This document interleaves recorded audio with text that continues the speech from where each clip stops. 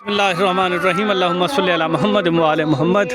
اس وقت ہم عراق حلہ شہر کے قریب بابل کا مقام ہے، جسے مقام ابراہیم کے نام سے یاد کیا جاتا ہے۔ یہ سامنے آپ دیکھ رہے ہیں، یہ ہے نمرود کا محل، جہاں پہ نمرود کسی دور میں بادشاہ ہوا کرتا تھا، اور یہ شان و شوکت والا یہ محل اس کا، جہاں پہ حضرت ابراہیم علیہ السلام کو آگ میں پھینکا گیا تھا، اور یہ محل اس کا اب اس وقت تباہ ہو چکا ہے۔ لیکن کچھ نشانیاں، ظاہری بات ہے اللہ پاک نے نشانیاں رکھی ہوئی ہیں تاکہ آنے والے لوگ ان نشانیوں سے سبق حاصل کر سکیں۔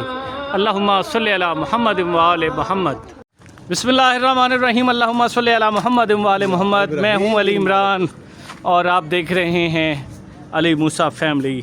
اس وقت ہم ابراہیم بن مالک اشتر کے روضہ مبارک پر موجود ہیں۔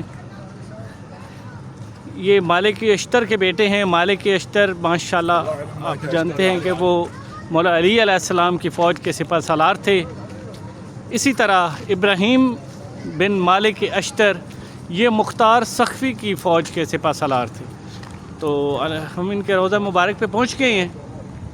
یہ دیکھیے ان کی تعمیرات ابھی جاری ہیں، بلڈنگ نہیں بنی ہے، اس کی تزئین و آرائش اور تھوڑا سا اس کو وسیع کر رہے ہیں۔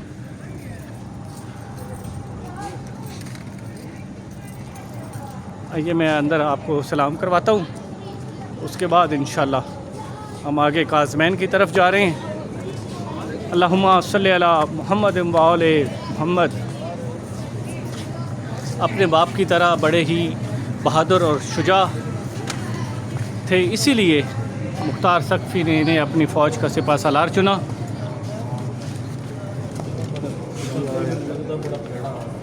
اللہم صلی علی محمد وعلی محمد۔